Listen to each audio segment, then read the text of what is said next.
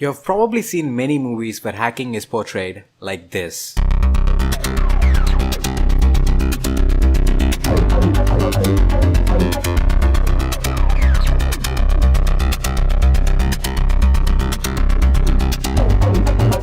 Wait, what does this even mean?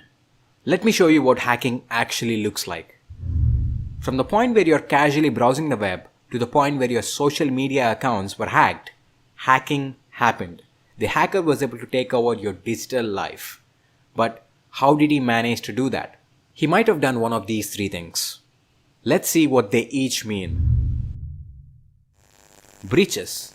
Believe me or not, your password is probably already out there, publicly available on the internet without even your knowledge. This might feel a bit unconvincing, but it's true that there is a chance. Even mine existed publicly on the internet without even me knowing it, until recently when I finally found out that my credentials are already stolen and available for literally anyone to see. I had to then change my password on all my websites immediately. But how did this happen? How is it that your credentials are already publicly available on the internet? This is because of data breaches. When hackers manage to hack a website and get access to the website's database where the user information like their credentials are stored, they leak all this data on the internet. In most cases, they sell this data on hacker forums and dark web, or even post it on Pastewin. It's the hacker's choice, of course. This data contains the usernames and passwords of all or a part of the users of that website. So if you are a user of the website that got breached, your data is leaked too.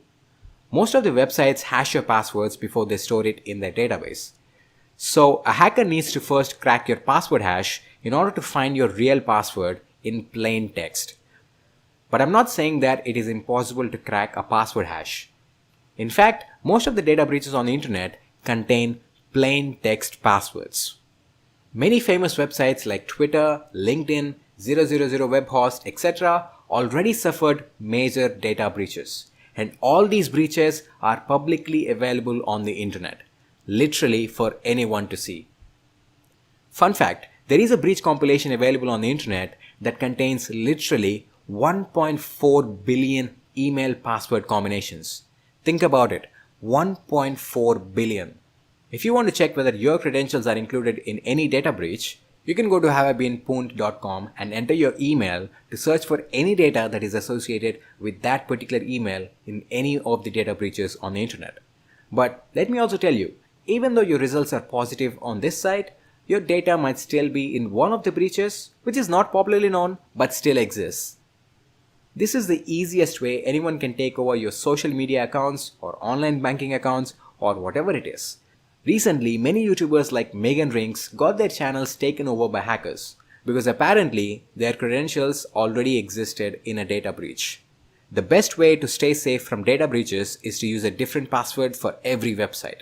Use a password manager like Dashlane to generate random, unique passwords for every website you use. Social engineering.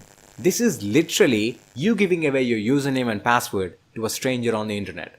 Hackers can pretend to be someone else to try to extract your crucial information, like your credentials, directly from you.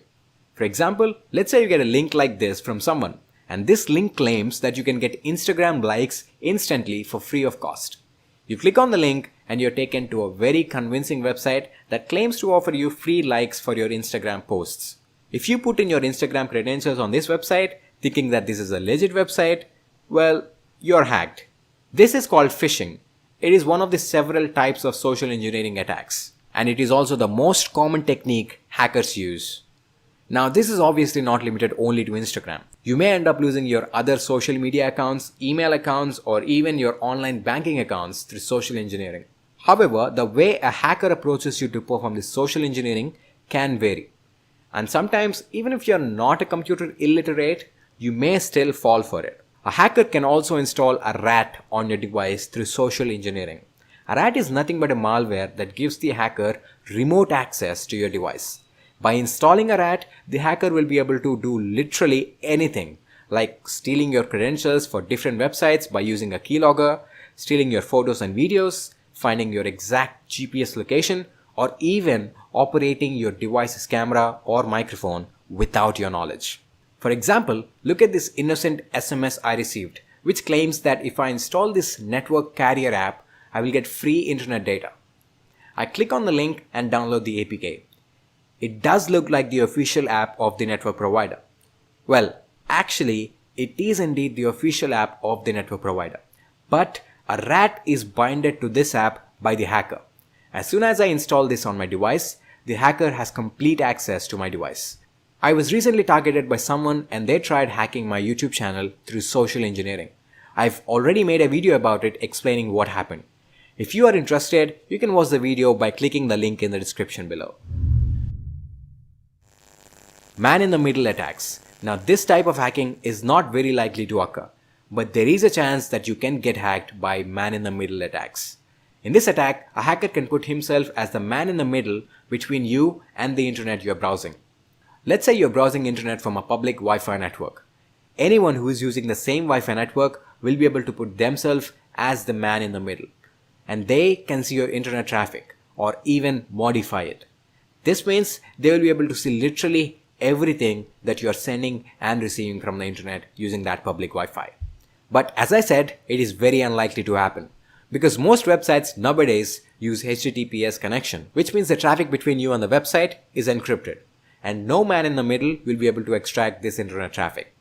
But you're still at risk if you're using a website that doesn't use HTTPS over HTTP. In such a case, you may want to use a VPN to stay secure while browsing. You can watch the video I made about VPN to know more about why it's a good idea to always use a VPN. I will make sure to leave the link in the description below. So that's all for this video. Thanks for watching, and if you like this video, do not forget to leave a thumbs up below. If you're not yet a subscriber, please do subscribe and hit the bell icon for instant updates about my new video releases. Thanks for watching once again. I will see you in the next video. Cheers.